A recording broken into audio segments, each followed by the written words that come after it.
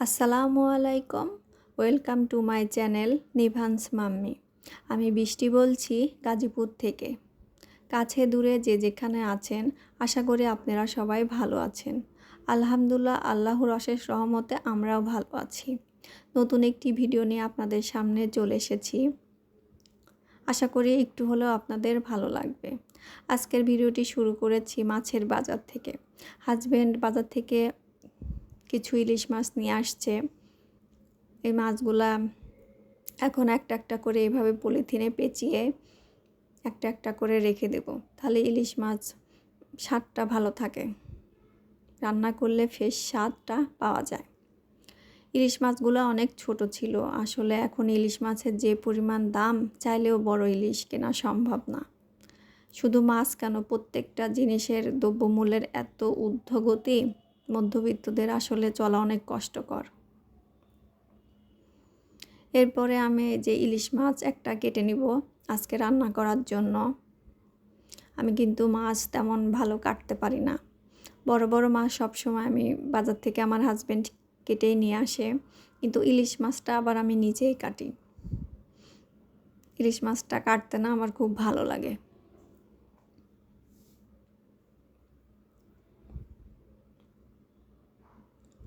এখন মাছটা আমি কেটে নিচ্ছি।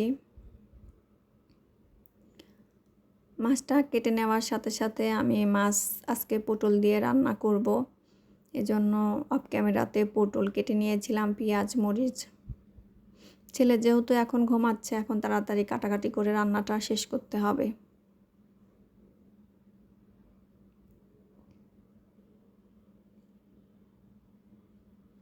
এই যে আমার মাছ কাটা শেষ, সব কিছু রেডি রান্না করার জন্য। এখন আমি রান্না শুরু করব। অফ ক্যামেরাতে আমি লাউ কেটে নিয়েছি ভাজি করার জন্য। প্রথমে আমি লাউ ভাজিটাই রান্না করে নিব। এই জন্য ভাজি করার জন্য প্রথমে পেঁয়াজ মরিচ হালকা একটু ভেজে নিয়ে লাউটা দিয়ে দিব।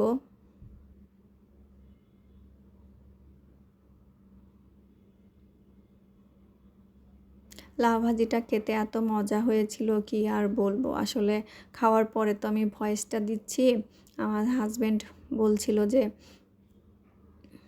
ভাজিটা এত মজা হয়েছে যে শুধু ভাজি দিয়ে ভাত খাওয়া হয়ে যাবে। আমার হাজব্যান্ড মাছ খেতে তেমন একটা পছন্দ করে না, এই জন্য আমাদের বাসায় ইলিশ মাছটা একটু বেশি খাওয়া হয়। আর ছেলের জন্য রুই মাছ, পাবদা মাছ, শিং মাছ এগুলা কেনা হয়, ছেলে বেশি খায়। রুই মাছটা মাঝে মধ্যে খাই,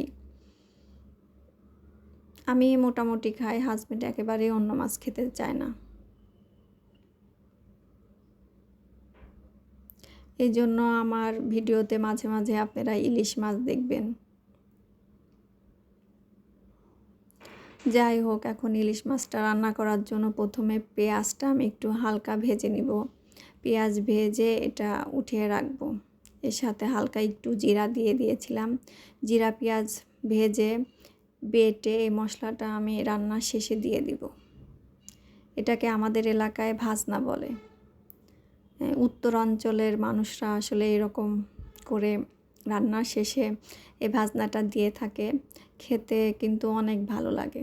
ঝোলটা একটু গাঢ় হয়, গন্ধটা একটু অন্যরকম লাগে। আসলে আমরা ছোটোবেলা থেকে এভাবে খেয়ে আসছি, তো এভাবে আমি রান্না করি।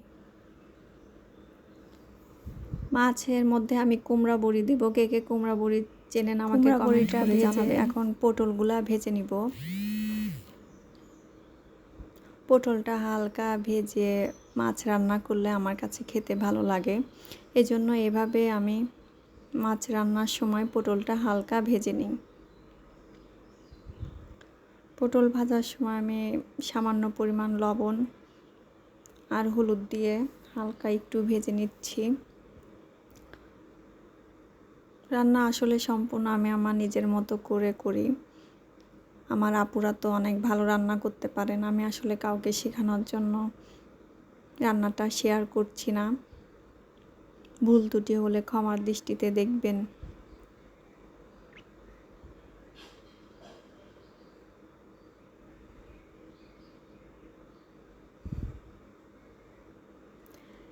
এরপরে আমি এর মধ্যে আদা বাটা, জিরা বাটা, পরিমাণ মতো লবণ, হলুদের গুঁড়া, মরিচের গুঁড়া দিয়ে ভালো করে কষায় নিব। আসলে মশলাটা যত ভালো করে কষানো হয় রান্নাটা কিন্তু খেতে ততটাই মজা হয়।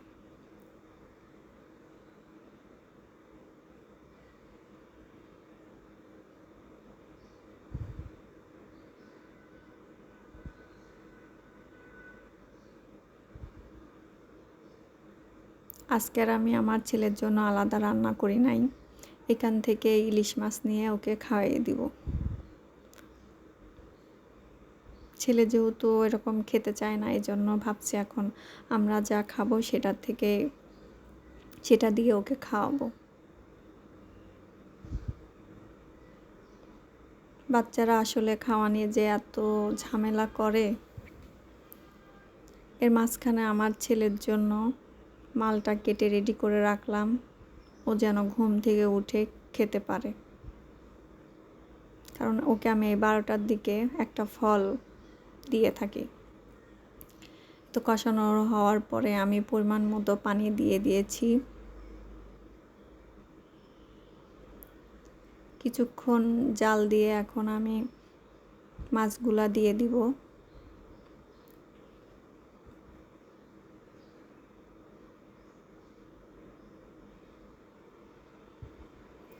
মাছগুলো একদম ফ্রেশ ছিল, কারণ কিছুদিন আগে আপনারা সবাই জানেন যে মাছ ধরা বন্ধ ছিল। এখন এই যে নতুন মাছ এগুলা এখন আবার শুরু করছে ধরা সেই মাছগুলা, এই জন্য মাছগুলো একদম ফ্রেশ ছিল। যে পাশে আমার এই যে ভাজি, লাউ ভাজি। এই তো আমার রান্না বান্না শেষ। এই যে ইলিশ মাছ রান্না, পটল দিয়ে লাউ ভাজি, সাথে যে কদবেল মাখানো। আপনারা সবাই ভালো থাকবেন, আমাদের জন্য দোয়া করবেন। আসসালামু আলাইকুম, আল্লাহ হাফেজ।